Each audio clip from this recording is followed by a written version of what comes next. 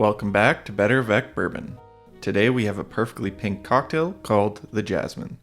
It was made by Paul Harrington at the Townhouse Bar Grill in Emeryville, California. It follows somewhat of a daisy format, but leans more bitter than a traditional daisy with the inclusion of Campari.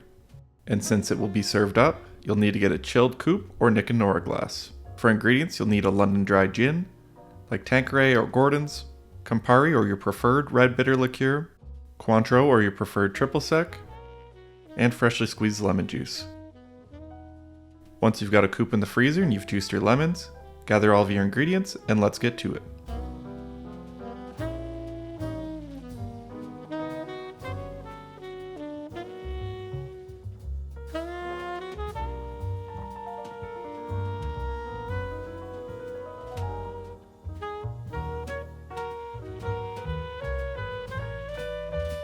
Starting off, grab your bar mat, shaker tin, go-to jigger, and measure 3/4 of an ounce of lemon juice,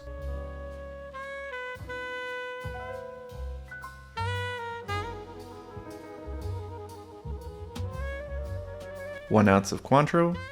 Some recipes only call for 1/4 ounce of Cointreau, but this variation from Hell Queen Cocktails bumps it up to 1 ounce, which sweetens the cocktail, adds a bit more body, and also manages to enhance the bitter flavor. Play with the ratio and see what you prefer. 1.5 ounces of gin,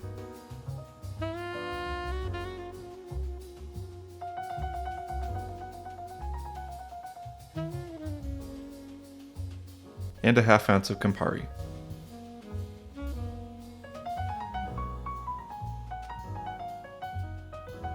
Fill your tin with ice and shake for 12 seconds or so.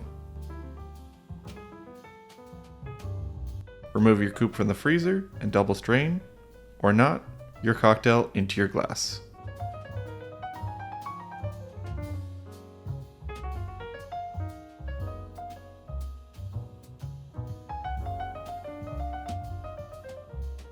Garnish with a lemon twist or what looks like a pocket square here, and there you have the Jasmine cocktail. Now let's give it a taste. Brightness from the fresh lemon with added fragrance from the garnish, layered with sweetness and citrus pop from the Cointreau, and ends with the tartness from the Campari and lingering botanicals from the gin.